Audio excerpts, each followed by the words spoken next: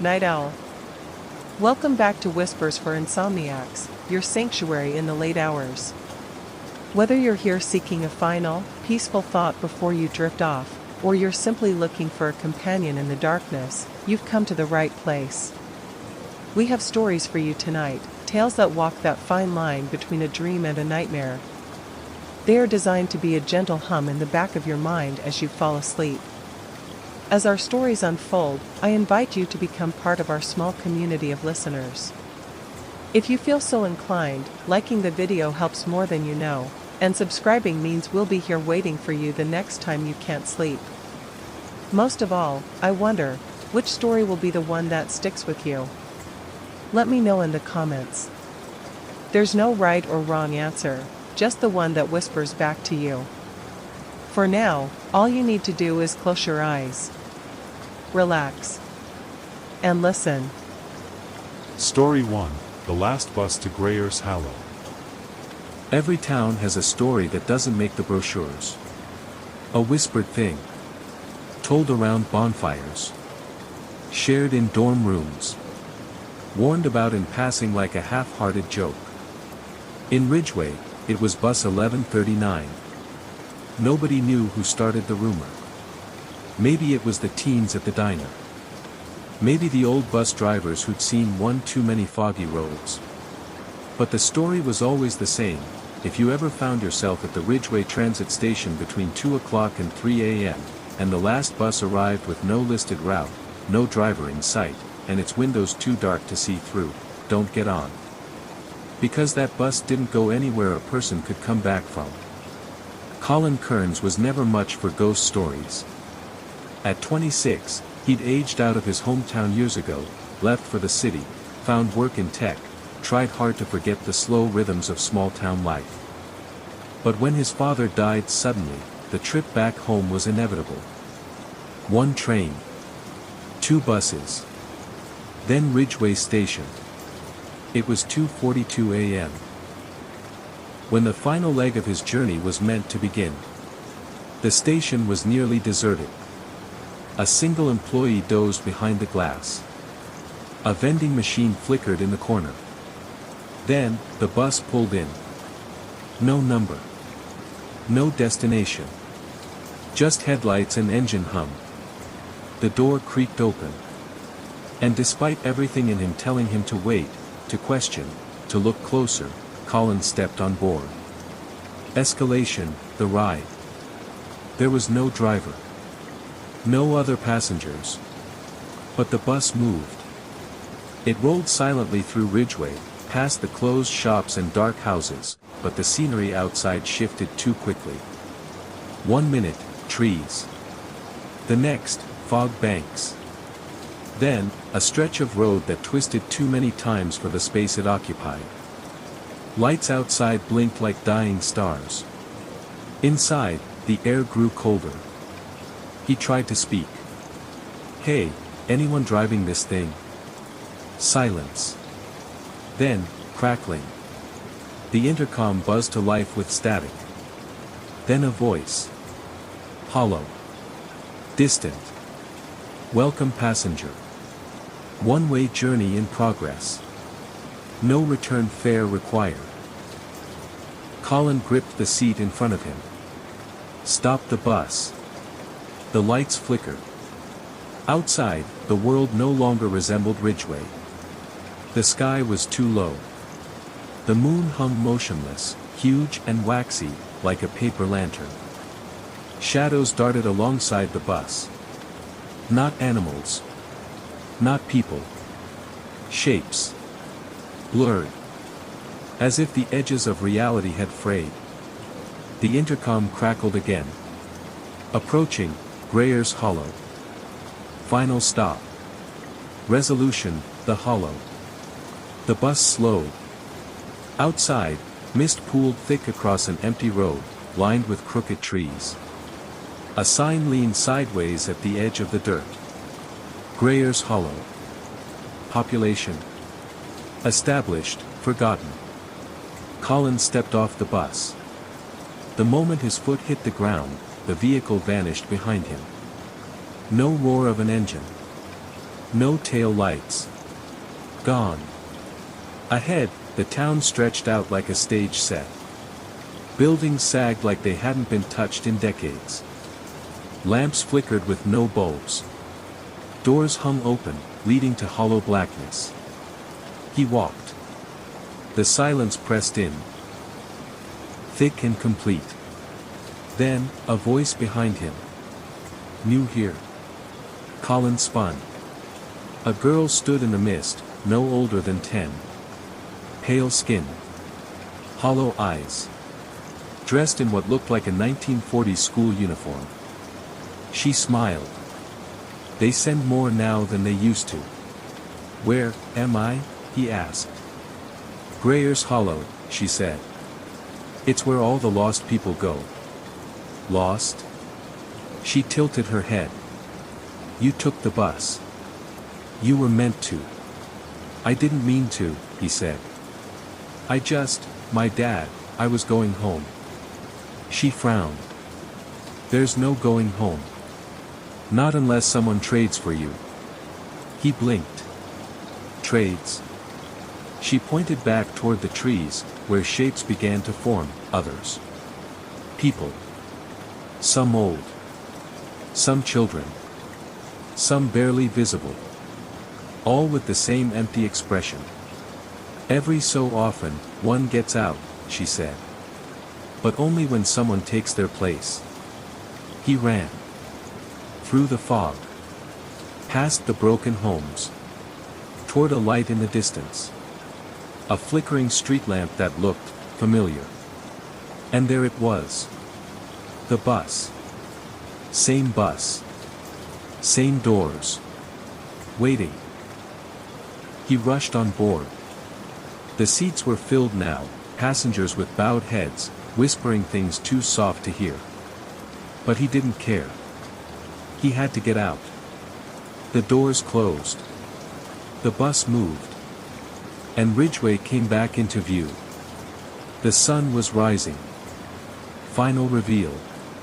Colin stumbled off the bus, gasping. The street was familiar again. The station behind him.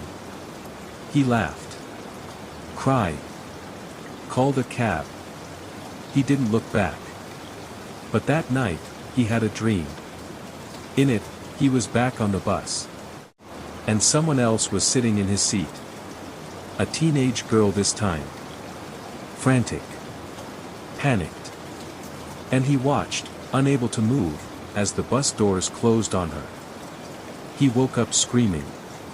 2 days later, the Ridgeway Gazette ran a tiny article. Local teen missing. Last seen waiting for her ride at the transit station. 2:45 a.m. Colin didn't sleep that night. Because deep down, he knew the truth. Someone took his place in Grayer's Hollow. And the bus? It always returns. Story 2, Snake River Cabin Retreat. The dusk motes danced in the afternoon sunbeams, each a tiny golden ghost waltzing through the air of Havenwood Retreat. It was a name that felt both aspirational and deeply, wonderfully appropriate. For the 5 friends who spilled out of the mud-splattered SUV, it was exactly that, a haven.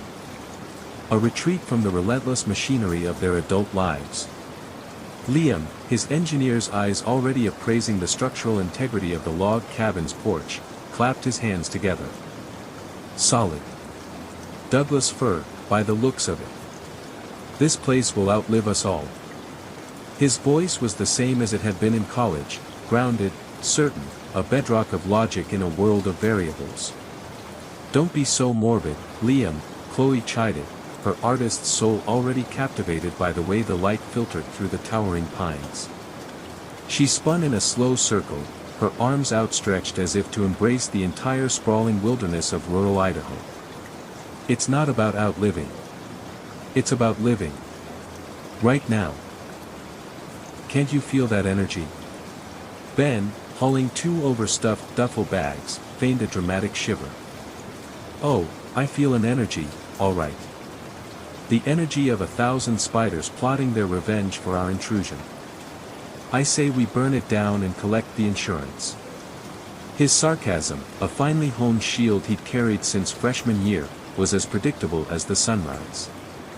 Sarah, the lawyer, was already at the lockbox, her movements precise and efficient. The listing said it was professionally cleaned, Ben. And I have the itinerary printed, laminated, and distributed.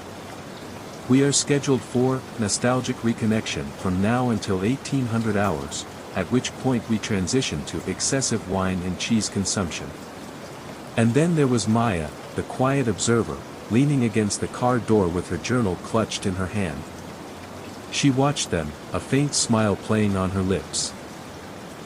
She saw not an engineer, an artist, a joker, and a lawyer, but the same kids who had crammed for finals in a dimly lit library, who had shared secrets on rain-slicked campus benches.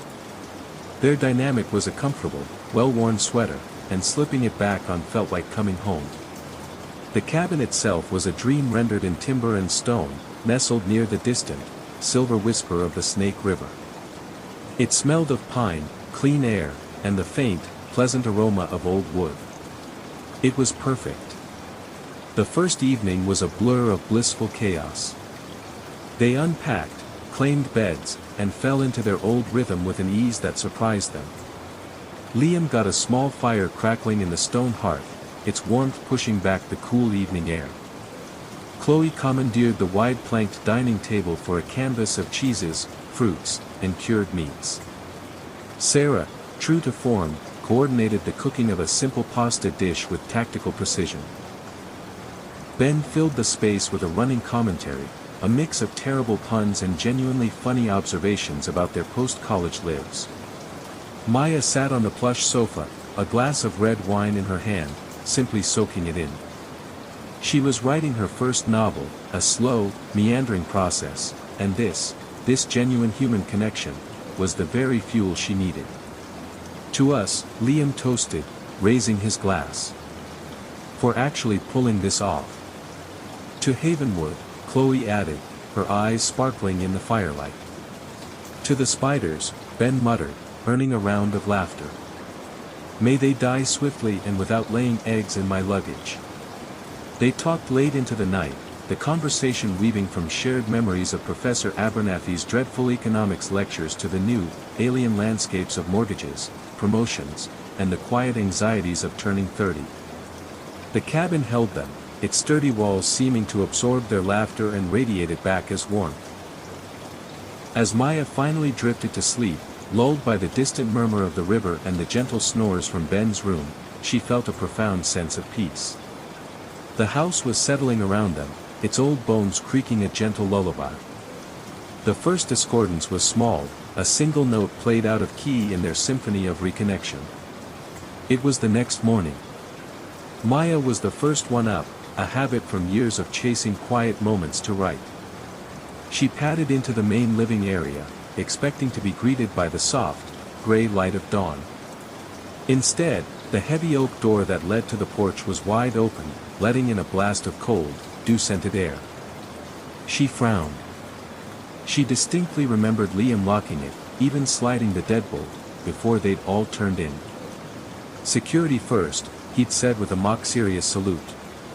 Must have been the wind, she thought, though there wasn't a breath of it stirring the pines outside. She shut it, the heavy thump of the bolts sliding home echoing in the quiet cabin. When Ben stumbled out an hour later, rubbing his eyes, he was the obvious target. "All right, funny guy," Sarah said, pointing a spatula at him from the kitchen. "Leaving the door open all night? Trying to invite the whole cast of Bambi in for breakfast?" Ben blinked, confused. "Wasn't me. I was in a coma, dreaming of a world without student loan debt. They let it go. An old house, a sticky lock, a simple oversight. Plausible deniability was a comfortable blanket. But the odd notes kept coming. A light in the hallway would flicker erratically, then hold steady the moment Liam went to inspect the wiring. Chloe, sketching by the window, would feel a sudden, inexplicable chill, as if a pocket of winter had been trapped in the corner of the room. They'd hear a faint, scraping sound from the attic, and Liam would logically explain it away as a squirrel or a branch scraping the roof. Each incident was a tiny paper cut, insignificant on its own, but the accumulation began to sting.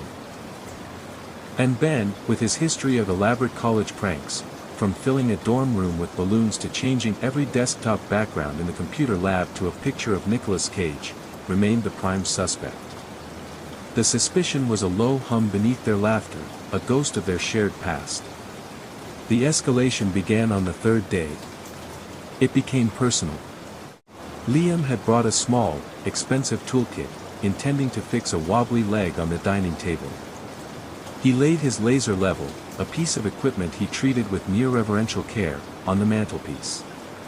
He went to the kitchen to get a drink of water, a trip of no more than 30 seconds.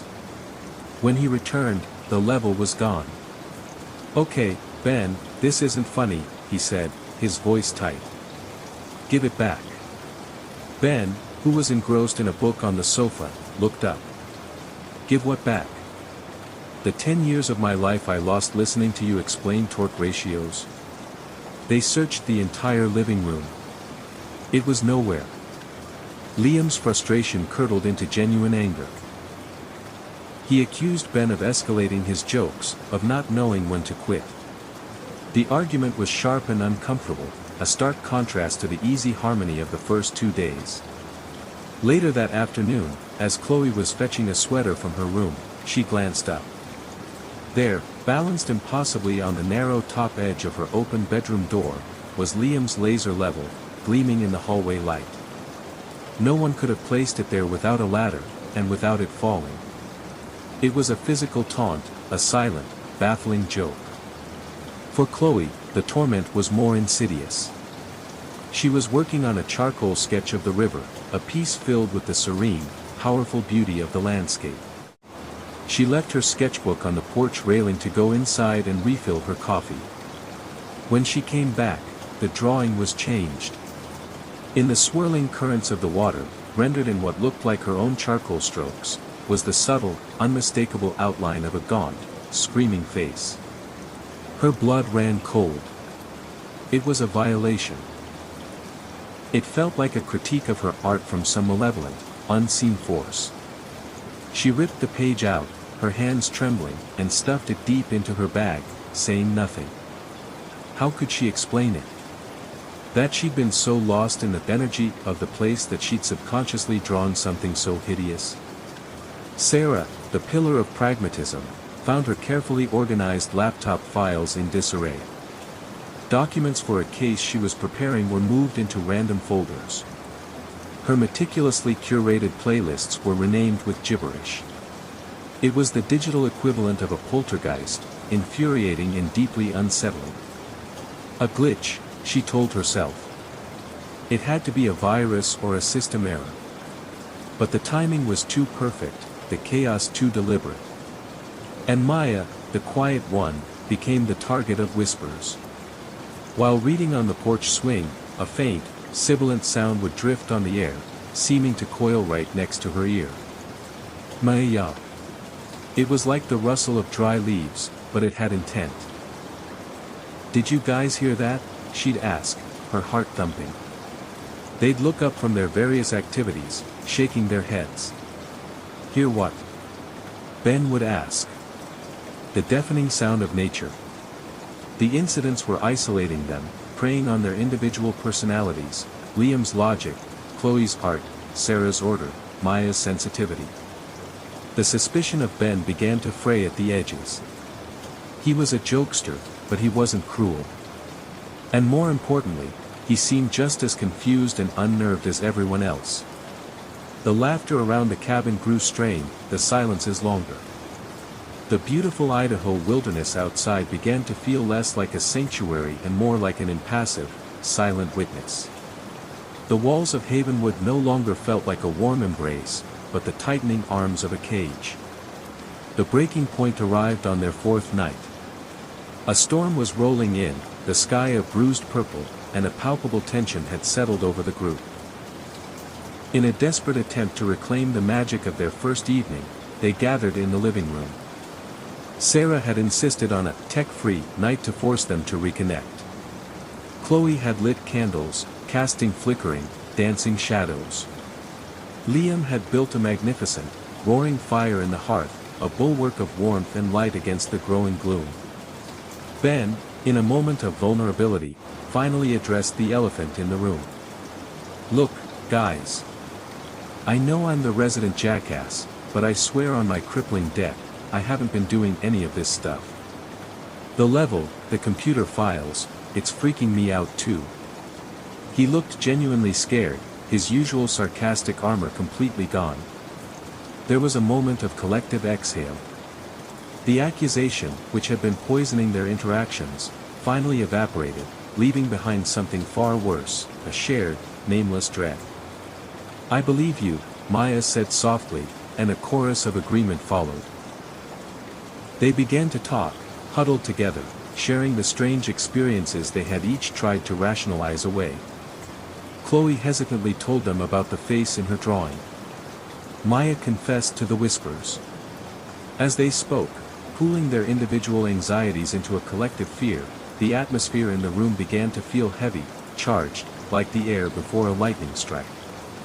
They were trying to piece it together, trying to find a logical thread, a way to explain the tapestry of wrongness that had enveloped them. Liam, ever the rationalist, stood up. "It has to be environmental. Infrasound from the storm, old wiring causing weird electrical fields, mass hysteria." He never finished the sentence. In an instant, with a sound like a giant, silent gasp, the roaring fire in the hearth was extinguished. Not a flicker, not an ember remained. It simply vanished, plunging the room into the dim, wavering light of the few candles. In the same, heart-stopping second, every window in the cabin slammed shut with a single, deafening bang. The sound was like a gunshot, but multiplied, a coordinated assault of wood and glass. Silence descended. A thick, profound silence that was more terrifying than any noise.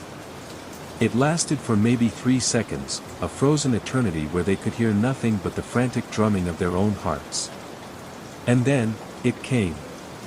A low, guttural growl that didn't come from any single point in the room, but from the very structure around them. It vibrated up through the floorboards, through the soles of their feet, settling deep in their bones. It was the sound of some vast, ancient thing stirring in its slumber, a sound of geological malice.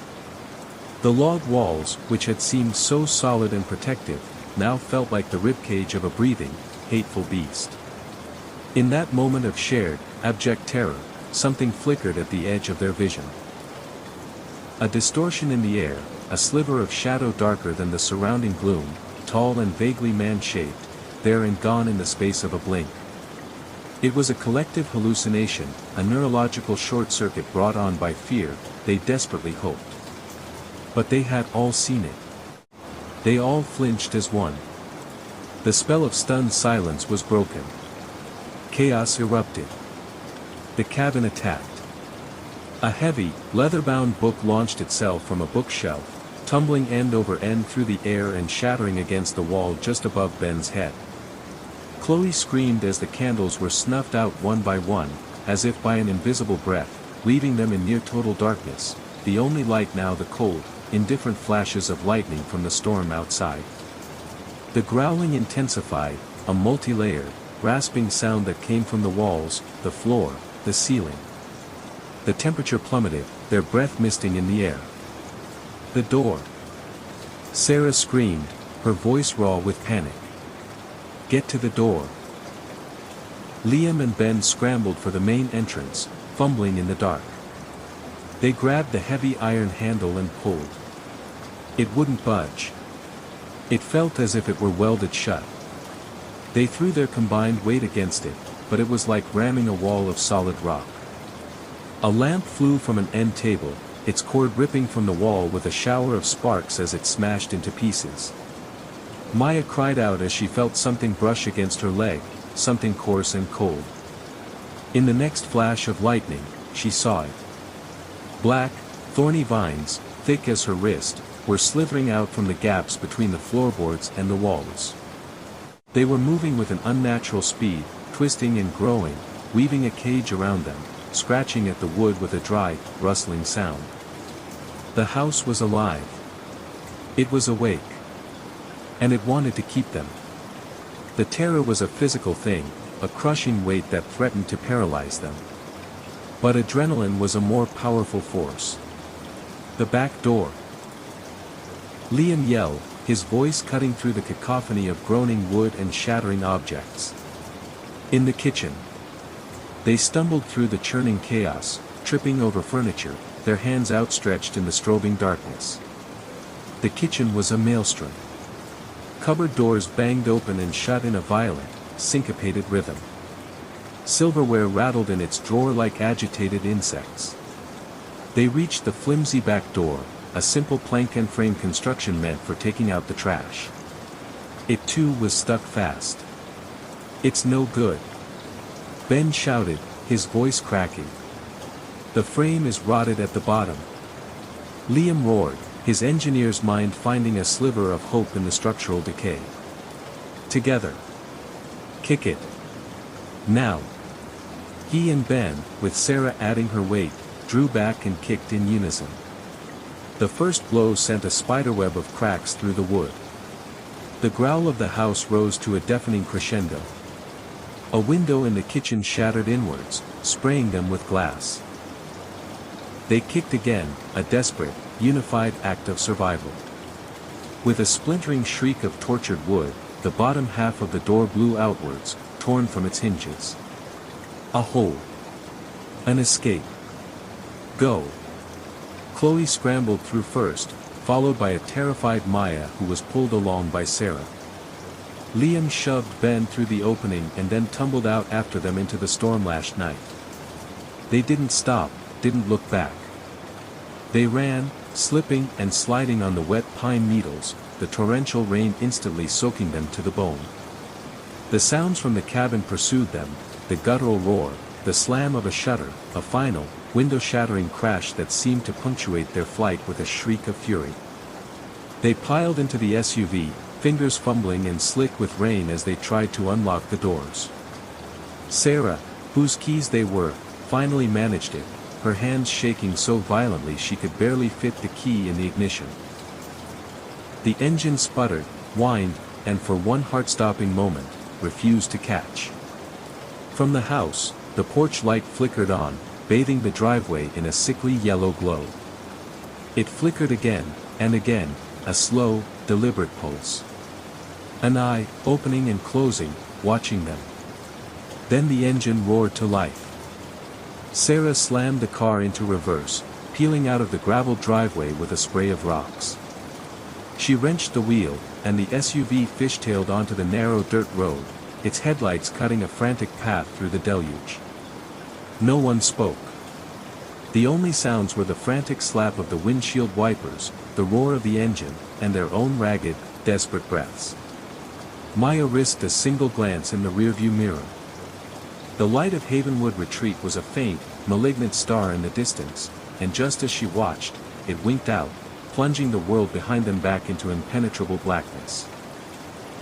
They drove for hours, heading east, away from the Snake River, away from the sprawling Idaho wilderness that now seemed like a mask for something ancient and terrible.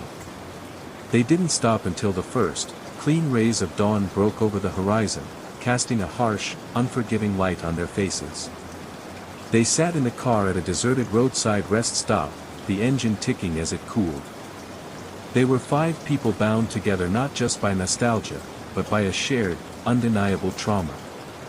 The world they had woken up in yesterday, a world of logic and reason, was gone.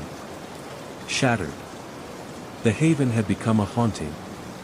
Their bond, forged anew in the crucible of terror, was now unbreakable, but their sense of safety, their belief in a world with firm ground beneath their feet, was gone forever, left behind in the silent, waiting walls of the cabin that was alive. Story 3, Static in the Walls. Ever since the move, Jonah Lark had been hearing a hum. Not a loud one, not even noticeable at first. Just a low, persistent murmur that seemed to seep from the corners of the apartment. At night, it felt louder. At night, it vibrated under his pillow, behind his teeth, beneath his ribs. He asked his neighbors if they heard it too. They shook their heads. "You sure it's not your appliances?" they'd say. But Jonah had checked. The fridge was off. The pipes were silent. No loose wires. No generators. The building, a brick monolith built in 1914, had no HVAC system. Nothing that could explain it. Yet still, it came. A low, buzzing static, almost electrical, almost like whispers over a radio station that never quite tuned in. He recorded it, but the playback always turned up empty. Just silence. By the third week, he stopped sleeping. That's when he started seeing things in the corner of his vision. Flickers. Not movement, exactly. But shifts. Like the room suddenly realigned itself for a fraction of a second, then went still again. He thought it was stress. He was between jobs, after all. The apartment, though cheap, had something off about it, the kind of place that felt paused. Like the last tenant hadn't really left, just become quieter. And the hum. Always the hum. Jonah began tearing up the walls. At first it was small, he unscrewed outlets, lifted vents. But he found nothing. No wires. No speakers. No rodents. Just dust and wood and darkness. Then he found the hole. It was behind a baseboard in the bedroom. No bigger than a coin, but deep. Too deep. He pushed a pencil inside to test it, and lost it. It never hit the back. When he held his ear to it, the hum grew clearer. Not just buzzing now. Words. Voices layered atop one another, speaking too fast, too soft, like a crowd whispering all at once. He started leaving notes next to the hole. "Who are you? What do you want? Am I going crazy?" In the mornings, the notes were still there. But the words were crossed out. And new ones written below in jagged block letters. "Listen. Stay still. They watch when you move." He stopped inviting people over. He stopped calling friends. Every sound in the apartment, every creak of floorboard, every faucet drip, felt deliberate. Like a test. Like the building was waiting to see what he'd do next. The worst was the static in the mirror. It started subtly. A faint shimmer around his reflection's edges. Then, over time, the delay. When he raised his hand, his reflection followed, but a beat too late. He covered the mirrors. But then he heard it from the bathroom, his own voice, speaking, even when he wasn't in there. Always the same phrase. "I'm still here. I never left." He stopped using lights. He didn't trust the wiring. He moved around only during the day, kept his movements slow. He turned off his phone. Disconnected the internet. Nothing electronic could be trusted. But the static still came. Now, in his dreams. Now, in his bones. Neighbors complained of a smell. Like ozone and metal. When the landlord came to inspect, Jonah didn't answer the door. Inside, the apartment was dark. Windows blacked out. Furniture overturned. And carved into every wall, with meticulous, obsessive precision, was the phrase, "I hear you. I hear you. I hear you." They say Jonah disappeared. The police found no body. Just his notes. His recordings. But the weirdest thing? The tape recorder they recovered still played. Despite having no batteries. And on it, a single voice, his own, whispered something impossible. "You're listening now too."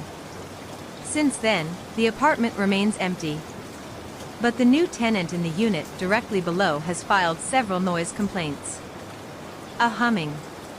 Low. Constant. Like static through the floorboards. Story 4, The Voices of the Wood. Elias Vance existed in a world of curated silence. His apartment, a starkly modern box on the 17th floor of a glass and steel tower called the Spire, was a testament to his trade and a reflection of his soul. As a freelance audio archivist, he spent his days in the pursuit of pristine sound, a digital exorcist scrubbing the hiss and crackle from old vinyl recordings, isolating the fragile voices of history from the atmospheric noise of their eras. His life was a digital monastery, his interactions filtered through fiber optic cables and noise-canceling headphones that cost more than his first car. The city roared and swarmed 17 floors below, a symphony of chaos he meticulously kept at bay. But the silence, once a professional necessity, had become a personal prison. It amplified his loneliness, turning his minimalist apartment, with its single leather couch and sterile white walls, into an echo chamber for one. The quiet didn't just surround him. It interrogated him, asking questions about his choices, his solitude, his shrinking world. His weekends were for scavenging. Not for sound, but for substance, for texture, for the analog mess of a life fully lived. He haunted estate sales, the final, cluttered exhales of lives lived outside the digital realm. He loved the smell of old paper, the heft of lacquered wood, the silent stories embedded in worn velvet and tarnished silver. It was a pilgrimage away from his own empty spaces into spaces that had been profoundly, chaotically filled. It was at the estate of a long-dead horologist, a Mr. Alastair Finch, according to the hastily printed flyer, that he first saw it. Tucked away in a dusty sunroom, surrounded by the skeletal remains of grandfather clocks and the intricate brass viscera of countless timepieces, was a radio. A 1946 Marconi phone, Model T 19A, squat and magnificent, its wood-paneled chassis glowing with the warm, deep cherry of a forgotten sunset. Its grille cloth was a woven gold fabric, a perfect, elegant lattice, and its single, cyclopean tuning knob was a reassuringly solid piece of amber bakelite. It wasn't just an appliance, it was a piece of architecture, a shrine to a time when sound was a guest you invited into your home, not a utility that seeped from every device. He bought it for a pittance from a harried woman in her 50s who smelled of mothballs and resentment. She was clearly the late owner's daughter and just wanted the house cleared. The old man collected junk, she said, waving a dismissive hand at the room full of wonders. Take it. Less for me to haul. As Elias loaded the heavy radio into his car, he felt an almost embarrassing thrill of connection. He wasn't just buying an object, he was rescuing an orphan from a family that no longer valued it. Back in his apartment, the radio was transformative. It commanded the space, its warm wood and gentle curves a stark, beautiful rebellion against the cold glass and sharp angles of his modern life. It was a hearth in a home that had no fire. He spent an hour cleaning it, reverently. He polished the wood until it shone, carefully dusting the woven grill with a soft brush.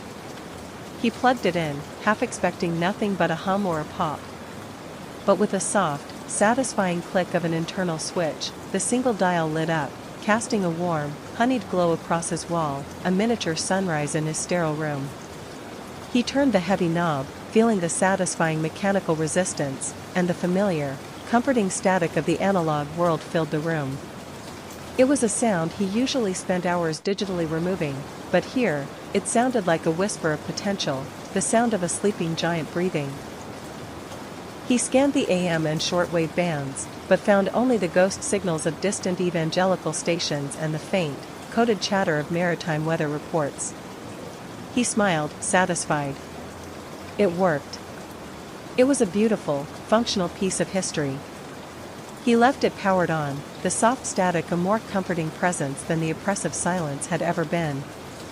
That night, Elias was working late, meticulously restoring the audio of a 1950s jazz quartet. The work was painstaking, requiring absolute focus to distinguish the brush on a snare drum from the crackle of aging acetate. His headphones sealed him off from the world. Around 2 a.m., he took them off to rest his ears, the sudden silence making them ring. And in that ringing silence, he heard it. Not the static. A voice.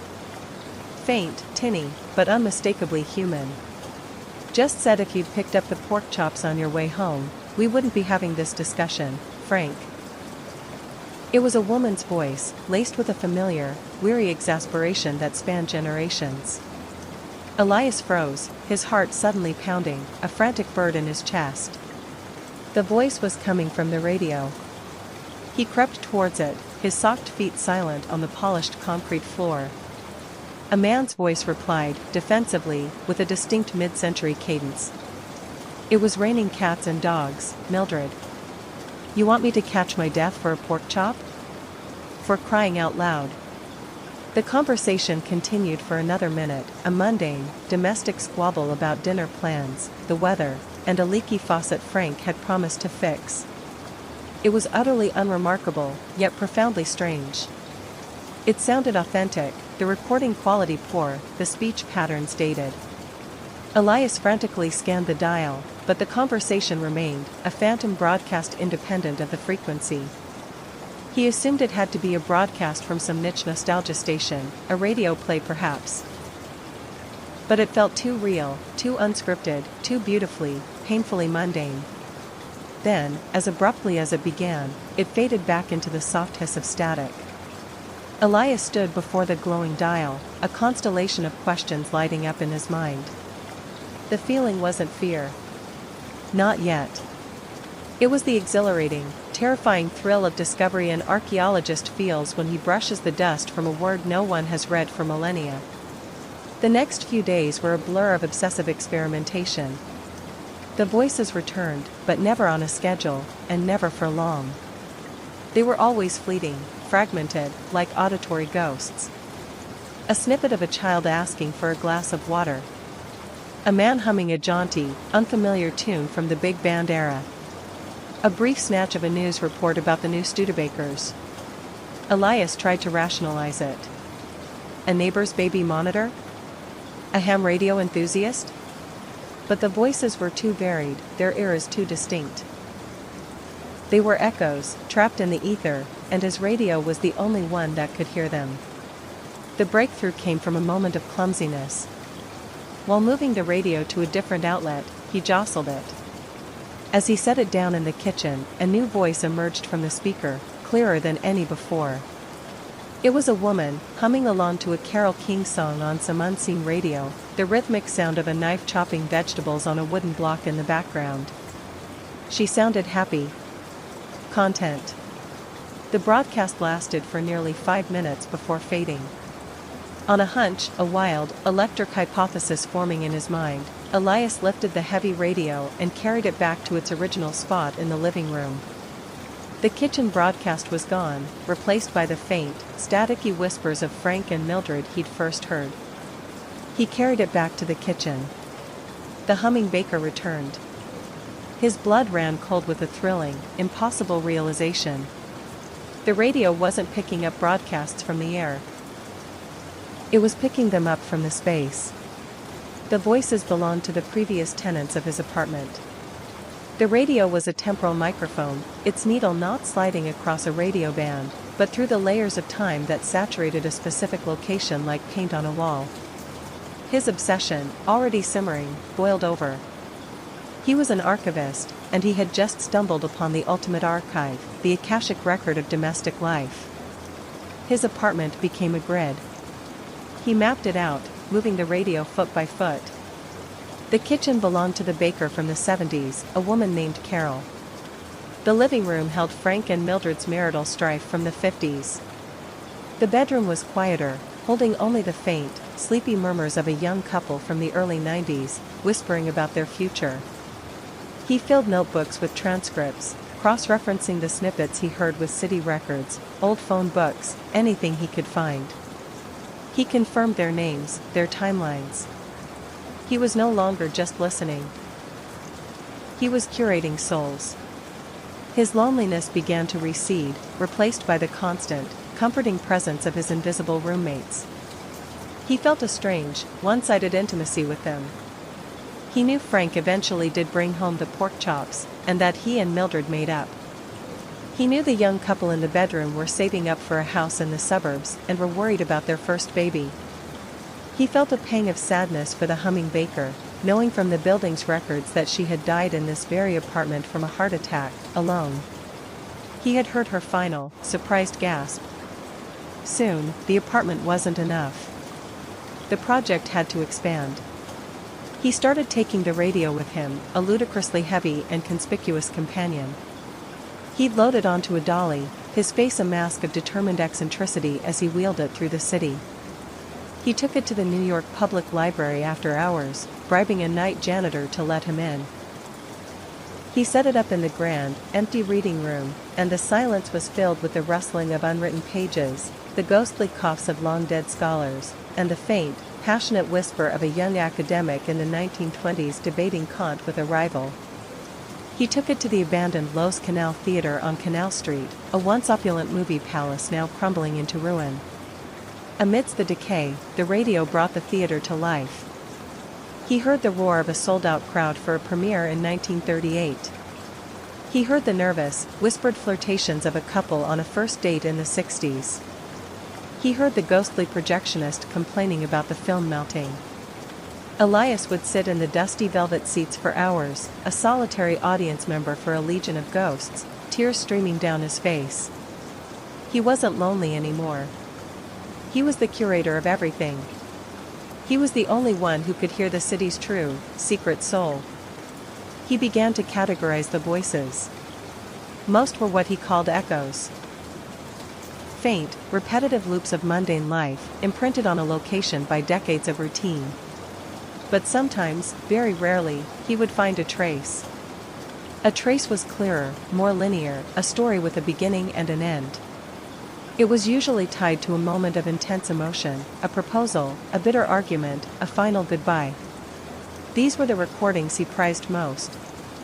They were raw, unfiltered humanity.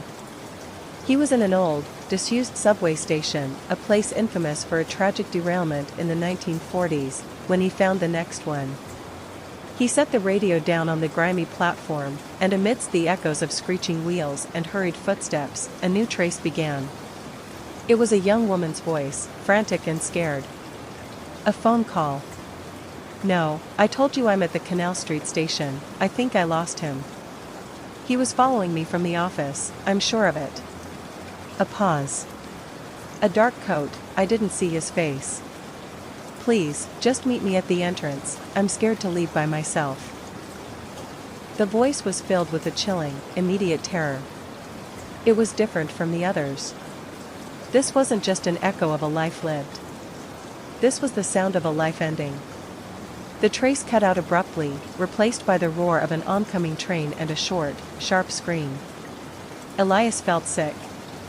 This wasn't beautiful. This wasn't history.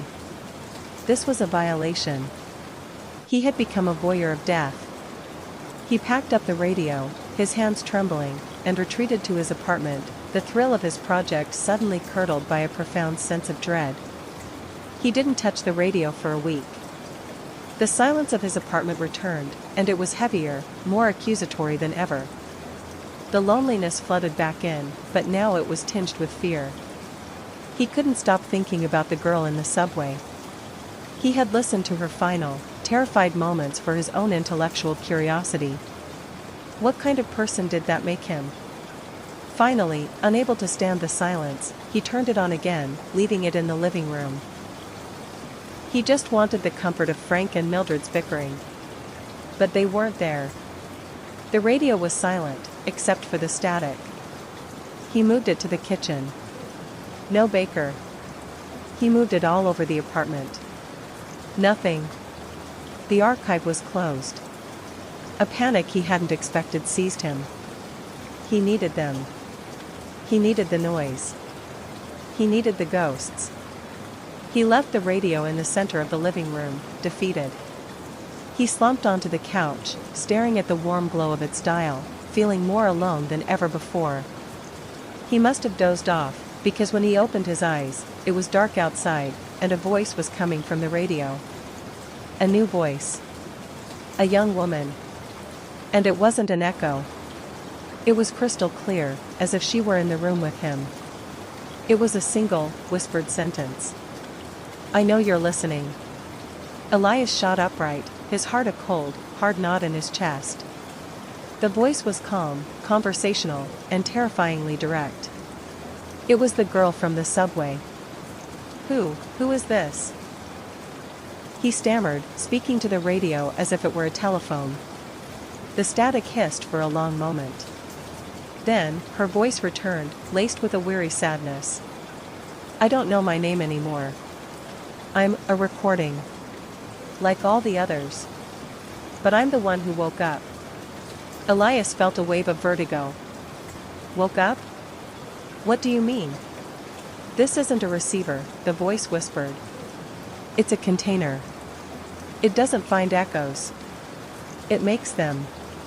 It scrapes them from the walls, from the air.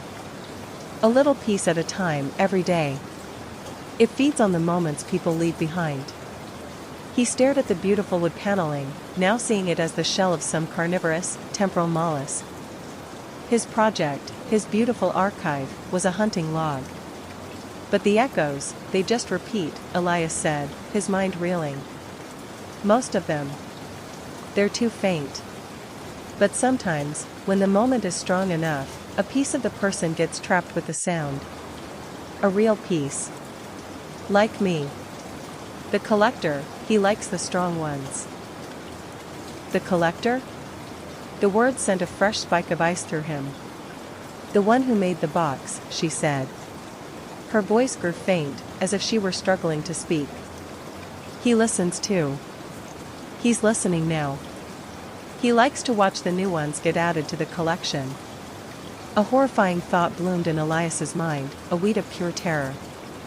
He tried to push it down, to rationalize, to think. "This is impossible. I'm having a psychotic break. This is all a hallucination." The radio crackled. The woman's voice, impossibly, whispered his own thought back to him. "It's not impossible." Elias stopped breathing. He hadn't spoken aloud. The radio had plucked the thought directly from his mind. He scrambled backwards, away from the radio, his heart hammering against his ribs. "I need to get out of here. I need to run." The voice from the radio was quicker this time, a sad, sympathetic whisper. "The collector won't let you. What do you want from me?" Elias screamed, his voice raw with panic. "I want you to be quiet," the voice whispered, and now it wasn't just sad. There was a coldness to it, a hint of something else. "He's trying to get a clear signal. You're making too much noise." Elias felt a strange pressure in his skull, a dizzying, invasive hum. He looked at the radio, at its single, glowing, cyclopean eye, and understood. The collection wasn't just about sound. The radio had been scraping away at him, too. Every time he'd listened, every time he'd felt that thrill of connection, a piece of him had been flaking off, absorbed into the machine. And now, it had enough to get a lock. He had to destroy it. It was the only thought in his head, a primal, desperate need. He grabbed a heavy bronze bookend from his shelf, an award for his sound restoration work. He raised it high, his hands shaking. "Don't," the radio pleaded, the woman's voice now filled with a genuine terror he understood all too well. "If you break the box, he'll just be loose. He'll be everywhere." But Elias was beyond reason. He brought the bookend down with all his strength, aiming for the glowing dial. The instant before it made contact, the radio emitted a sound. It wasn't a shriek or a blast of static. It was a perfectly silent, perfectly focused wave of pure information, a psychic shriek that bypassed his ears and slammed directly into his brain. It was the collector's own voice, a chorus of a billion stolen moments, a symphony of terror and despair and mundane Tuesday afternoons, all played at once. It was the sound of a million lives being erased, and his own consciousness was torn apart by the blast, shredded into a million screaming fragments. He dropped to his knees, the bookend clattering to the floor. His mind was a wasteland of noise, unable to form a coherent thought. He saw nothing. He heard nothing. There was only the roar. The final scene in the room is one of absolute stillness. Elias Vance kneels on the floor, motionless, his eyes open and vacant, staring at nothing. The Marconi phone radio sits on the table, its warm cherry wood glowing softly in the dim light of the apartment. It is undamaged. A soft, gentle static emanates from its golden grille cloth. If one were to lean in very close, closer than any human ear is meant to be, they might hear the faint, layered whispers within. The sound of a baker humming, of a husband and wife arguing about pork chops, of a girl crying in a subway station. And now, if one listened very, very carefully, they might just be able to make out a new voice, faint and terrified, joining the collection, the ghost of a thought, whispering over and over and over again, "I know you're listening." Story 5, Room 313. Trevor Madsen wasn't afraid of ghosts. A travel writer with a taste for the strange, he had spent the last 5 years chasing down every haunted inn, cursed asylum, and backwoods roadside attraction in the country. His YouTube series, The Paranormal Path, had a modest but loyal following. His secret? He never faked anything. If nothing happened, he said so. If something did, he let the camera speak for itself. But room 313 at the Crescent Hill Hotel was different. He'd heard the rumors from a bellhop while filming in Vermont. A cursed room, they said. Not just haunted, dangerous. People checked in and vanished. Or they checked out different. Dull-eyed. Distant. A few had even taken their own lives weeks later. The hotel didn't advertise the room. It wasn't listed online. But if you asked for it by name, and if you signed a waiver, they'd give you the key. Naturally, Trevor booked a week. Crescent Hill was elegant but aging. High ceilings, dusty chandeliers, threadbare carpets muffling the creaks of time. Room 313 was at the very end of the 3rd floor, tucked away past a fire door that stuck when you pushed it. The hallway lights flickered faintly, and the wallpaper peeled in corners like tired skin. When he entered the room, it was normal. Beige walls. Heavy curtains. A queen bed with a floral duvet. A desk, a lamp, a musty armchair. Dated, but not unsettling. Still, Trevor felt something. Not fear exactly, but a pressure. Like walking into a room just after someone had an argument. That invisible charge in the air. He unpacked, set up his cameras, and ran audio recorders. Then he hit record on his main rig, addressed the lens, and said, "Night 1. Room 313. Let's see if it lives up to the stories." The first night passed quietly. A few creaks. One of the cameras lost focus inexplicably for 20 minutes, but nothing more. Trevor reviewed the footage, shrugged, and decided to give it time. These things rarely happened on cue. Night 2, however, changed everything. He was editing footage around 2 a.m. when the temperature in the room dropped sharply. He could see his breath. He checked the thermostat, it hadn't changed. Then the lamp beside him flickered and buzzed out. From the corner of the room, just beneath the ceiling, he heard a soft knock. Not on the door. On the wall. He stood, heart pounding, and slowly approached. Another knock. Rhythmic. 5 beats. Then silence. He pressed his ear to the wallpaper. Whispers. Faint, unintelligible, like someone speaking underwater. He backed away, turned on all the lights, and recorded himself explaining what he'd heard. The camera glitched twice during the monologue, and once, his voice distorted like it had been run through a broken radio. That night he dreamed of drowning. He was submerged in deep, dark water, staring up at the surface as pale hands pulled him downward. When he woke, he was in the armchair, not the bed. The bathtub was running. But he hadn't turned it on. Trevor checked the cameras. The footage from 3:13 a.m. to 3:41 a.m. was corrupted on every device. Only static. He called the front desk. No answer. He walked down, but the lobby was empty. No concierge. No night staff. Just silence. He returned to his room, unnerved. For the first time in years, he questioned what he was doing. But curiosity, or maybe pride, kept him from checking out. On night 3, things escalated. He woke at exactly 3:13 a.m. to the sound of sobbing. It wasn't coming from the hallway. It was in the room. He turned on the light. Sitting on the edge of the bathtub was a woman. Pale. Dripping wet. Her eyes were black pits, her mouth slack and trembling. She looked up at him. "Help me," she whispered. Then vanished. The next morning, he found a name carved into the underside of the desk, Claire. He went to the hotel archives.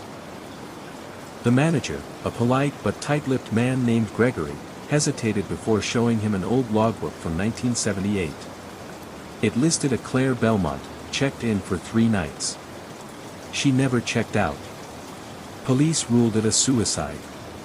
Drowned in the tub. But the strange thing, Gregory said, is that the room she was in was 207. There was number 313 in 1978. Trevor froze. When was this room built? The manager looked uncomfortable. It wasn't. Room 313 just showed up. Trevor laughed, but it didn't feel real. Rooms don't just appear. But when he checked the blueprints of the original hotel, there was no room 313. Room 311 sat adjacent to a stairwell that no longer existed. The space where 313 now stood wasn't part of the design. That night, Trevor sat in the middle of the room with every light on. He kept speaking to the camera, even when nothing happened, just to hear his own voice. At 3:13 a.m., the room went black. He scrambled for his flashlight, but it wouldn't turn on. He tried his phone. Dead. Then came the sound. Sobbing. Moaning. The hiss of static and rushing water. The air felt heavy and damp. Something brushed his arm. He turned, and she was there again. Claire. But this time, she was not pleading. She was angry. Her eyes burned like coals. She opened her mouth, and water poured out, gallons, soaking the carpet, splashing up to his ankles. "Let me out," she screamed. "He's still here." Trevor fled. He bolted down the hallway, but it stretched endlessly. The fire door was gone. The wallpaper bled. The paintings screamed. He turned back and the door to room 313 stood open, the light inside flickering. Claire stood in the doorway. "He won't let me go unless someone takes my place." Trevor was yanked backward. He clawed at the walls, leaving bloody streaks. The door slammed shut. And everything went silent. The next day, room 313 was empty. Housekeeping found no sign of Trevor. His gear was gone. His name was no longer on the registry. When the hotel manager reviewed the security tapes, the hallway camera showed nothing. No one had entered room 313 all week. But every night since, at exactly 3:13 a.m., the front desk receives a call from that room. Static. Then sobbing. Then, a voice. "Help me." Gregory stopped assigning room 313 to guests. Maintenance boarded it shut, but staff still hear footsteps from within. Sometimes laughter. Sometimes sobs. One cleaner claimed she saw water running down the door from inside, pooling at the threshold. And a few guests, just a few, have said they dreamed of drowning. Of dark water and pale hands.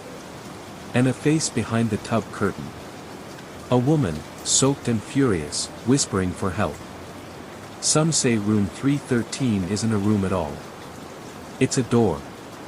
And once you step inside, you never really leave. Story 6, The Spectral General. David Albright believed that history was not a collection of dates and names, but a resonance, a faint echo that clung to the land itself. As a high school history teacher in a perpetually underfunded district, he tried to impart this to his students, to make them feel the weight of the past in the very air they breathe. He usually failed. On a sweltering Tuesday afternoon, he stood before his fourth period class, his voice filled with a passion that was met with a sea of glassy-eyed indifference. He spoke of the casualty numbers at Antietam, of the sunken road being filled with so many bodies it earned the name, Bloody Lane. He tried to make them see it, to feel the horror.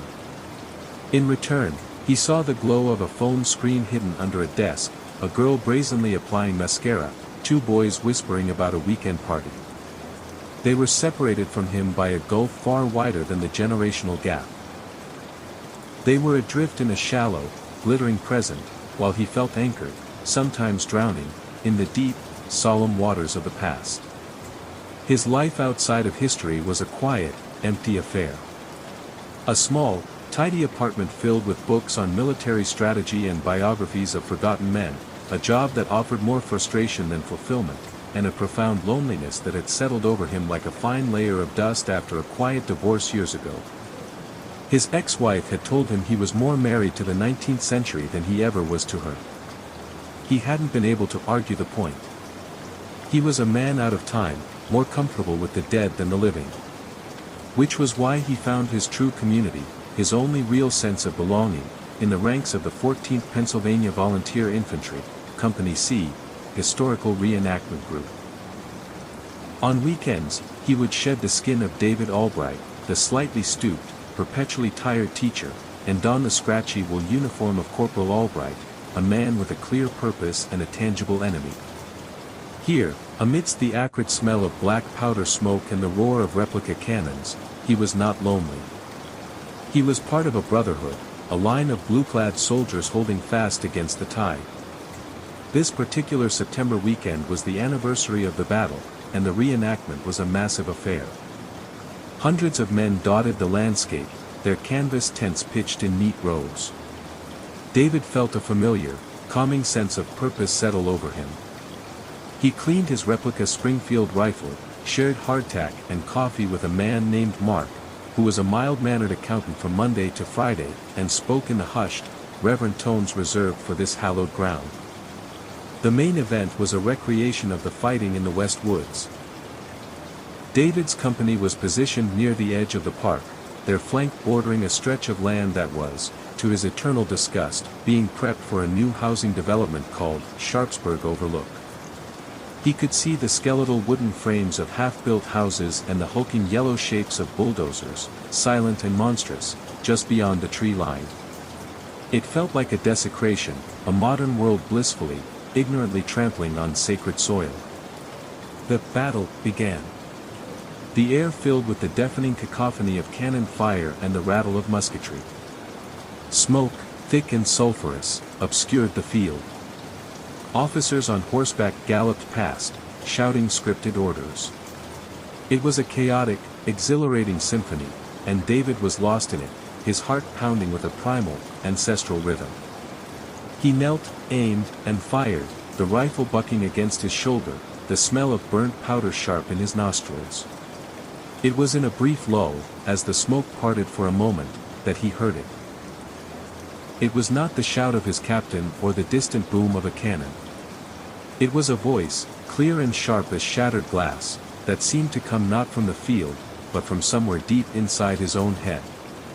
"Hold this line, Corporal. Do not let them break this line." The voice was calm, authoritative, and laced with an iron will that made the hairs on his arms stand up. It was older, tinged with a faint, almost patrician accent he couldn't place. He looked around. The other reenactors were busy reloading, their faces a mixture of sweat, grime, and joyous concentration. No one else seemed to have heard it. He shook his head, blaming the concussive roar of the cannons, the tricks that sound could play in the thick, smoky air. It was nothing. But the voice returned. As his company was ordered to fall back, a strategic retreat according to the reenactment script, the voice cut through the noise again, colder this time, laced with a chilling disappointment. "Cowardice will not be tolerated. Stand your ground, soldier. David froze, his feet feeling as if they were rooted to the blood-soaked soil. The order was so powerful, so absolute, that it overrode everything else. His captain, a burly man named Henderson, yelled at him to move, but David just stood there, a lone blue figure amidst the retreating line, staring towards the unseen enemy, his knuckles white on the stock of his rifle. It took Mark grabbing his arm and physically pulling him back to break the strange paralysis. That night, around the campfire, the mood was jovial, but David was quiet. Mark sat down beside him, passing him a tin cup of coffee. "You all right, Dave?" Mark asked, his face illuminated by the flickering flames. "You seemed a world away out there today. When Henderson gave the order to fall back, you looked like you'd seen a ghost." "I'm fine," David lied, forcing a smile. "Just, got caught up in the moment, I guess." "The noise." "Yeah, it gets loud," Mark chuckled, but he kept his eyes on David. "Still, never seen you freeze up like that. For a second there, I thought you were going to try and hold off the whole Confederate army by yourself." David just stared into the fire, the spectral voice echoing in his mind. "Stand your ground, soldier." He had failed his first command. A strange shame, entirely separate from the logic of the reenactment, settled in his gut. The rest of the weekend passed in a confused haze. He tried to dismiss the voice as an auditory hallucination, a product of his overactive imagination and deep immersion in the role. But he couldn't shake the feeling of it, the sheer presence it had carried. Back in his quiet apartment, the silence felt different. It felt like it was listening. He started walking the battlefield alone in the evenings after school. He'd leave his teacher's tweed jacket in the car and walk the quiet paths, the modern world falling away with each step. It was on one of these walks, standing near the site of the bloody lane where the earth still seemed to hold a memory of pain, that the voice returned, clearer now, without the chaos of battle to obscure it. "A fine evening for a reconnaissance, Corporal Albright." David stopped dead, his heart leaping into his throat. It knew his name. "Who is this?" he whispered to the empty, twilight air. There was a pause, a feeling of surprise, as if the voice had not expected to be addressed. "You can hear me with clarity, son?" "Yes," David breathed. "Yes, I can. I am Brigadier General Elias McCleary," the voice stated, a hint of spectral pride in its tone. "I gave my life on this ground, holding the flank against a charge that would have shattered the Union line. My men and I are still here. And our duty is not yet done." David's mind raced. He was a historian. He knew the names of the generals at Antietam. He had never heard of a General McCleary. But the voice was so certain, so real. Could it be an officer whose name, whose sacrifice, had been lost to the unforgiving arithmetic of history? The idea resonated with David's deepest sensibilities. The forgotten soldier, the untold story. "Your loyalty on the field was noted, Corporal," the general continued. "You held when others ran. A fine quality. That is why I have chosen you." "Chosen me for what, sir?" David asked, his voice trembling with a mixture of terror and a strange, burgeoning excitement. "To serve," the voice replied simply. "A new threat masses on our flank. An invading force, with strange and terrible siege engines. They seek to desecrate this hallowed ground. They must be stopped." The general meant the housing development. David understood immediately. The simmering resentment he felt towards the construction site now had a voice, a purpose. He felt a thrill run through him, the feeling of a man in a dream who suddenly realizes he can fly. The orders began subtly. "Report their movements." David started spending his evenings parked in an overlook, watching the construction site through a pair of binoculars. He took notes in his leather journal, not as a concerned citizen, but as a scout. Yellow machines advance on the western ridge. A contingent of 30 enemy soldiers arrives and departs daily. He sketched the layout of the site, marking the positions of the bulldozers, the stacks of lumber, the foreman's trailer. One night, while lying flat in the tall grass near the fence, a security guard's truck swept the area with a searchlight. The beam passed inches over David's head. He lay perfectly still, his heart pounding, not with fear of being caught trespassing, but with the exhilarating terror of a soldier on a covert mission avoiding an enemy patrol. The voice of the general became his constant companion. It was a comfort, a guiding presence in his lonely life. It praised his diligence, corrected his observations, and filled the oppressive silence of his apartment with purpose. His small living room began to transform. He pinned his sketches and maps to the wall. He spent hours in the library, not researching the battle he taught, but trying to find any mention of General McCleary or the 14th Pennsylvania's specific actions. He found nothing, which only solidified his belief. The general was one of the forgotten, and he, David Albright, was his last living soldier. His obsession grew. He started to see the world through a different lens. The foreman of the construction crew was the enemy commander. The delivery trucks were supply lines. The surveyor's stakes were enemy pickets. He began to feel a sense of ownership, of guardianship over the battlefield. This was his post. His teaching suffered. His students noticed his distraction, his clothes perpetually smelling of damp earth. The principal called him in for a meeting about his performance. David listened, nodding absently, but his mind was on the general's latest directive, to ascertain the enemy's logistical weaknesses. One evening, as a thick, pearlescent fog rolled across the fields, the general's voice took on a new urgency. The enemy grows bold, Corporal. They intend to push past the tree line at dawn. They mean to defile the very ground where my command fell. It is time to see your comrades. My comrades, sir? David asked, his breath misting in the cold air. Look, the general commanded. David looked. And he saw them.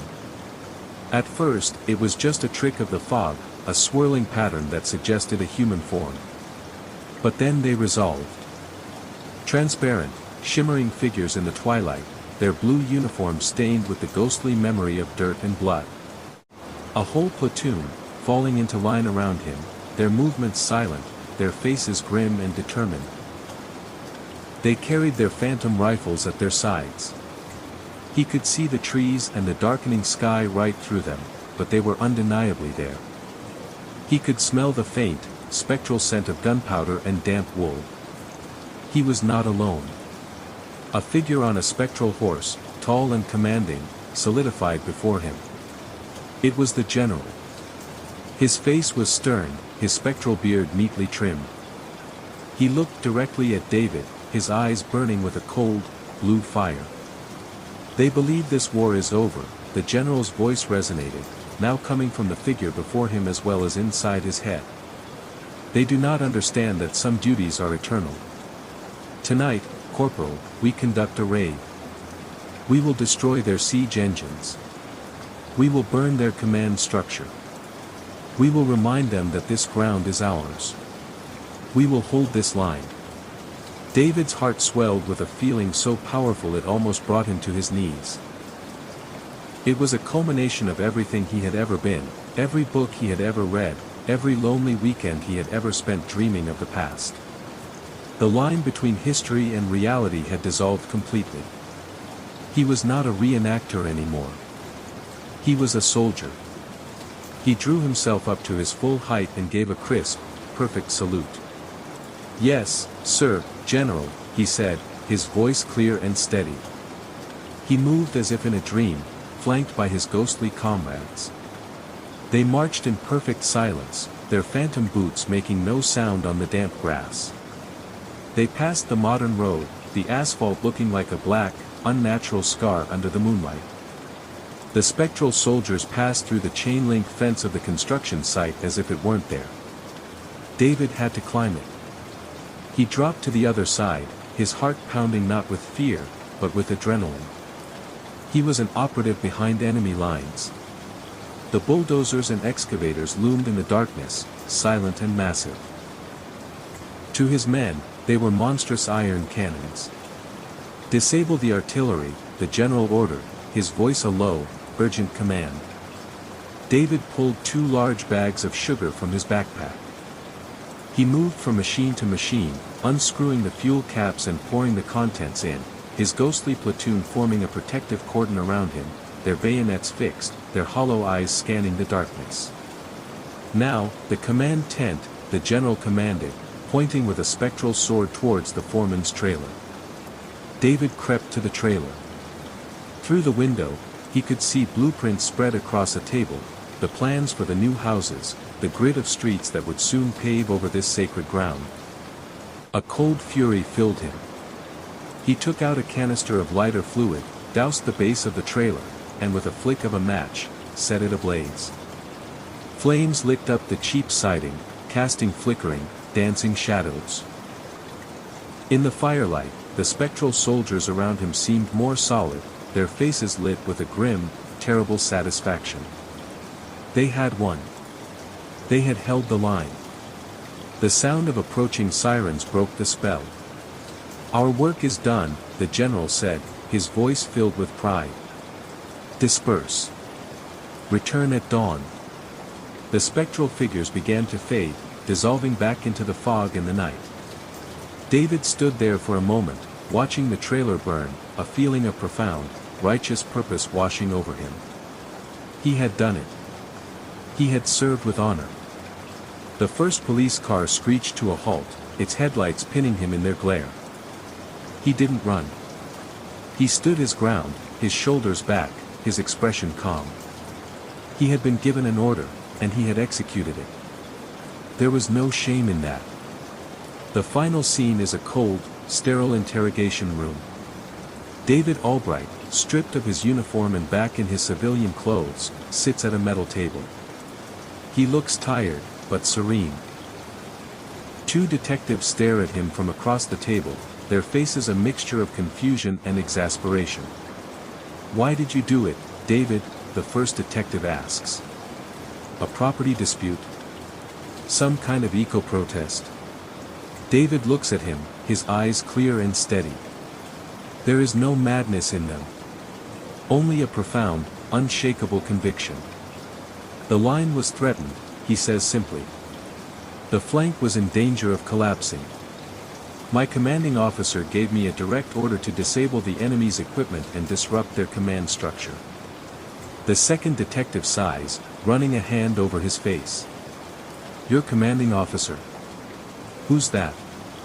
David allows himself a small, private smile, the smile of a man who knows a truth the rest of the world is blind to. "General Elias McCleary," he says, his voice filled with a quiet, unbreakable pride. "And I was just following orders."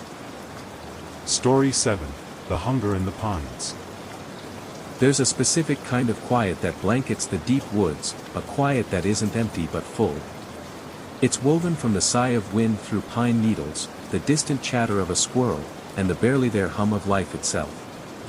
To Maya, that quiet had always been a symphony. She, along with her 3 closest friends, Liam, the pragmatic leader, Chloe, the ever-anxious but good-hearted medic, and Ben, the group storyteller and jokester, sought out that symphony every autumn. This year, their chosen sanctuary was the Kalen National Forest, a vast, untamed wilderness in the Pacific Northwest known for its towering old-growth pines and its almost complete lack of cell service. It was, for them, the perfect escape. Their first day was idyllic.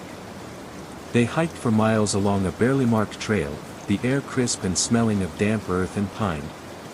They pitched their tents in a small clearing beside a gurgling, crystal-clear creek.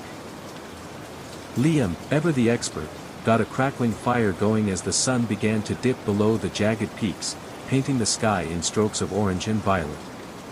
Ben was in the middle of a spooky story, his voice dropping to a conspiratorial whisper, when the first oddity occurred. The symphony of the forest abruptly stopped. The chirping of crickets, the rustle of unseen things in the undergrowth, the hoot of a far-off owl, it all ceased at once. The silence that fell was not the peaceful quiet they had come for. This was a dead silence, a vacuum. It was as if the entire forest was collectively holding its breath, listening for something. Chloe hugged her knees to her chest, her eyes wide. "Did you guys hear that?" she whispered, her voice trembling slightly. "How it just stopped." Liam scanned the impenetrable wall of trees that surrounded their small bubble of firelight.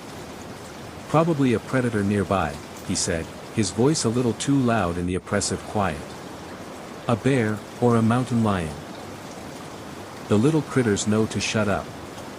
He tossed another log on the fire, sending a shower of sparks into the darkness.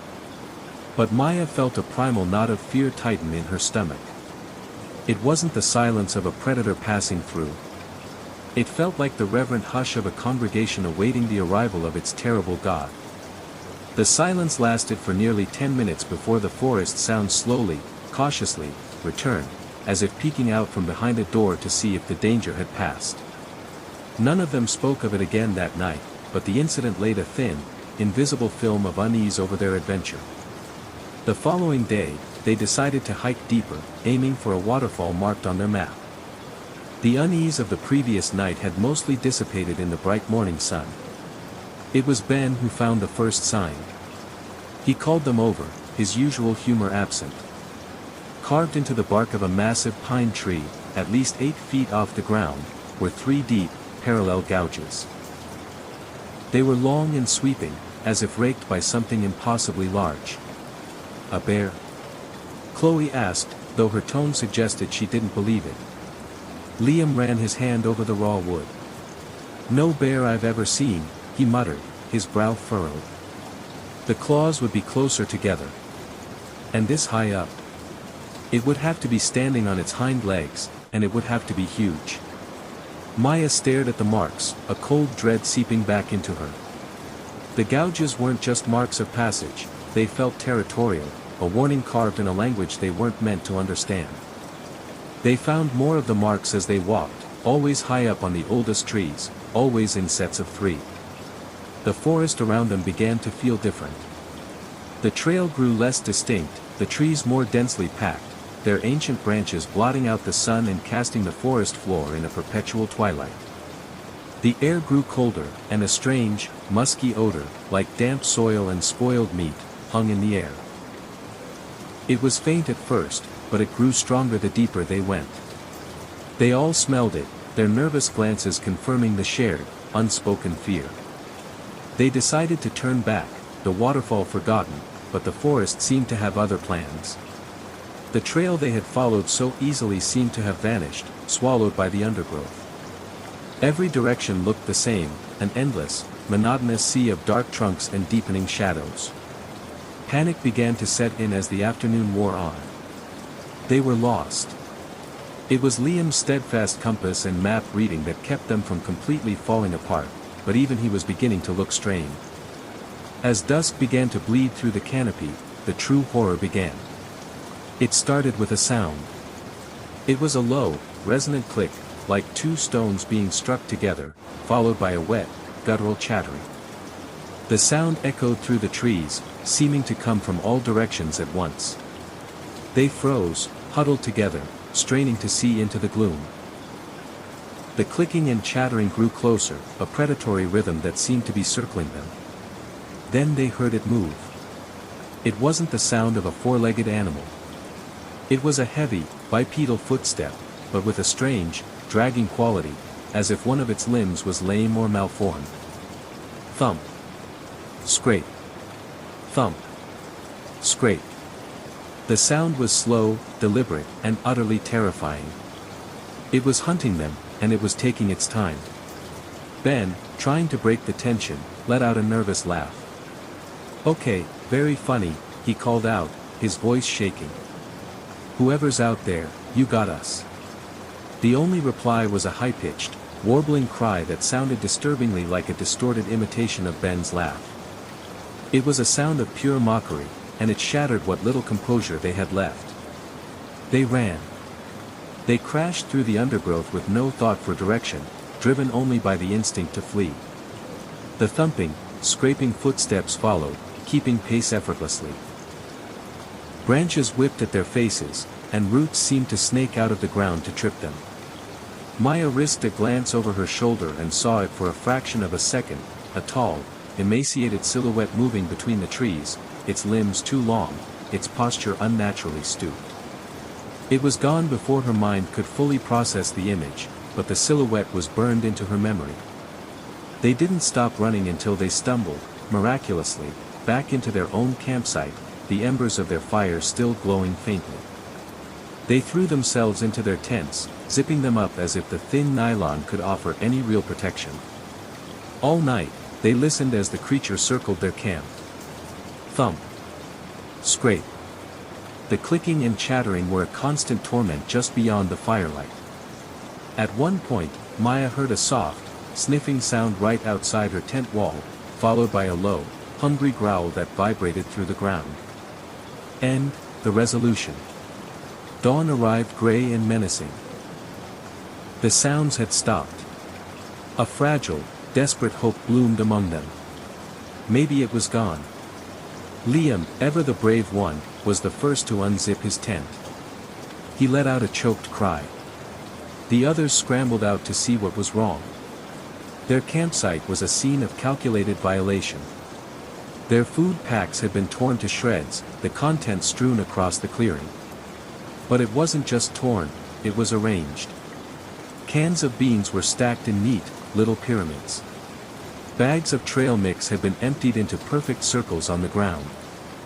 And in the center of the clearing, facing their tents, were the 3 backpacks, propped up like grotesque effigies. On top of each of their packs sat a small, grisly totem, a dead squirrel, carefully arranged with its limbs outstretched. It was a message.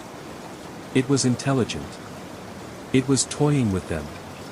The hope they had felt moments before curdled into sheer terror. This wasn't just a beast, it was a thinking, reasoning monster. They knew they had to get out, now. They abandoned everything, tents, sleeping bags, supplies, grabbing only a single water bottle each. Liam held the compass like a holy relic, his face a mask of grim determination. North, he said, his voice raw. We just go north.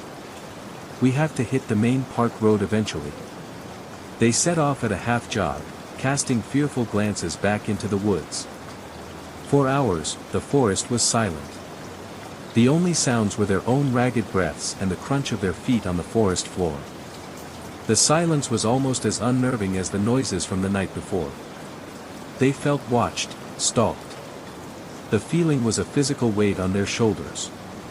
Around noon, they found a river, wide and fast-moving. It wasn't on their map. The forest was actively changing around them, leading them astray. As they stood on the bank, debating what to do, a single, loud click echoed from the trees directly behind them. They didn't hesitate. They plunged into the icy water, the shock of the cold stealing their breath. They swam, scrabbling for the opposite bank, the current trying to pull them under. Maya was the last to reach the other side. As she hauled herself onto the muddy bank, shivering and gasping, she looked back. On the shore they had just fled, the creature emerged from the tree line. It was tall and gaunt, its skin the color of pale bark. Its limbs were horrifyingly long and thin, and one leg was twisted at an unnatural angle, explaining the scraping sound. Its head was small and featureless, save for a gaping, vertical slit of a mouth that opened and closed, emitting that awful clicking sound. It had no eyes, yet it turned its head and stared directly at her. It raised one of its 3-fingered hands and waved, a slow, deliberate gesture of farewell. Then, it turned and limped back into the shadows of the pines, disappearing as if it were never there. They kept running. They ran until their lungs burned and their legs gave out. Late that afternoon, bruised, hypothermic, and half-drowned, they stumbled onto an asphalt road. The sight of the blacktop was the most beautiful thing they had ever seen. A park ranger found them an hour later, huddled by the side of the road. They tried to explain what had happened, their stories tumbling out in a frantic, incoherent mess of clicking sounds, strange carvings, and a tall, pale creature with no eyes. The ranger listened with a patient, weary expression. He told them they were lucky. Others who had gone that deep into the Kalen woods, off the marked trails, were never seen again. He called it, getting turned around. They left the Kalen National Forest that day and never returned. Maya can no longer find peace in the quiet of the woods. For her, the silence is no longer a symphony. It is a stage. And she knows what waits in the wings, what hungers in the pines, what clicks and chatters and waits for the symphony to stop, ready to make its entrance. Story 8, The Hollow Tree Pact. In the sleepy hamlet of Elderbrook, hidden deep in the Vermont woods, there was a rule passed down through generations: never disturb the hollow tree. Children were taught not to even look directly into it. If you stood too close, the story went, the tree would remember you. And if it remembered you, eventually, it would take you. Sasha Monroe didn't believe in that kind of folklore. She'd grown up in Boston, raised on noise and reason, not on forest superstitions and whispered warnings. But when her mother passed and left her the family's forgotten cottage in Elderbrook, Sasha saw it as an escape, a chance to retreat from the burnout of city life and rediscover her roots. The cottage was crooked and quiet, nestled on the edge of town, backed by dense woods. There was no Wi-Fi, no TV, no real reception. Just trees. And air so still it felt like it was holding its breath. On her second evening there, she went for a walk just before dusk. The forest trail was lined with birch and pine, blanketed with leaves from seasons long past. And then she saw it. The hollow tree. It rose unnaturally tall, its trunk a dark gray pillar, bark smooth like skin, with a hole at its center, large enough for a grown man to step through. The hollow was pitch black, as if the inside never saw light. Something about it unsettled her, but she couldn't say why. When she mentioned the tree to the woman at the general store the next day, the air seemed to chill around them. "You shouldn't go near it," the woman said quietly. "That's not a story. That's a warning." Sasha laughed it off. "It's just a tree." The woman only stared. "It's a deal. An old one. And it still holds." Strange things began to happen after that. At night, Sasha started waking at 3:03 a.m., always exactly, heart pounding, with the scent of damp leaves in her nose. She'd check the door, still locked. Windows, still shut. But the feeling lingered, like someone had been standing over her just seconds before. By the fourth night, she began hearing it. Whispers. Not in the cottage, but from the woods. They didn't say words. Not exactly. It was more like the forest breathing syllables. Soft. Slow. Beckoning. She tried to ignore it, until the night she dreamed of her mother, only it wasn't her. It wore her mother's face, but the eyes were too dark, too wide. The dream version of her mother sat in the kitchen and said, "You went too close. You woke it." Sasha snapped awake to find muddy footprints trailing from her front door to her bedroom. The prints were bare. She fled to town that morning, demanding answers. The townsfolk didn't meet her eyes. "It remembers now," said an old man sitting near the post office. "You're part of it." She shouted at them, asking what it was, what they meant. The old man sighed. "Once, long ago, during the famine, our ancestors made a pact with something in the forest. The hollow tree. It gave us survival. In return, every so often, it chooses someone. And we don't interfere." "That's insane," she said. The old man simply looked at her with pity. "And yet the town remains. And those who don't obey, don't stay." That night, Sasha locked every door. She boarded the windows. She lit every candle she could find. It didn't matter. At 3:03 a.m., the whispering came. But this time, it wasn't from the woods. It was inside the house. The candles flickered. The air grew heavy. She could hear creaking on the floorboards, slow, deliberate. Like someone walking with bare feet over old wood. She didn't scream. Something told her not to. Not to acknowledge it. Not to break the stillness. Then she saw it. At the end of the hallway. A figure. Tall. Thin. Bark-like skin. No eyes, just holes where they should be. Its mouth was open, wide, impossibly wide, and from within came the whispers. Sasha slammed her bedroom door and shoved the dresser in front of it. She collapsed against the far wall, sobbing. Then, silence. Morning came. And the whispers were gone. Sasha didn't question it. She packed her car and fled. Back to Boston. Back to pavement and crowds and noise. For weeks, things were fine. Until the dreams returned. But this time, they weren't of the forest. They were of others. People she passed on the street. Baristas. Bus drivers. Neighbors. And in each dream, they stood silently, mouths open, whispering with voices not their own. Then came the mornings she woke with dirt under her nails. And bark in her sheets. And finally, the voice, clear, for the first time. You escaped the forest, but you didn't break the pact. Sasha returned to Elderbrook. She wasn't seen again. But 3 days later, a new young woman, an outsider, moved into the Monroe cottage. And 1 week after that, she was seen walking the forest trail, toward the hollow tree. The whispers never stopped. They only moved. From one voice, to another.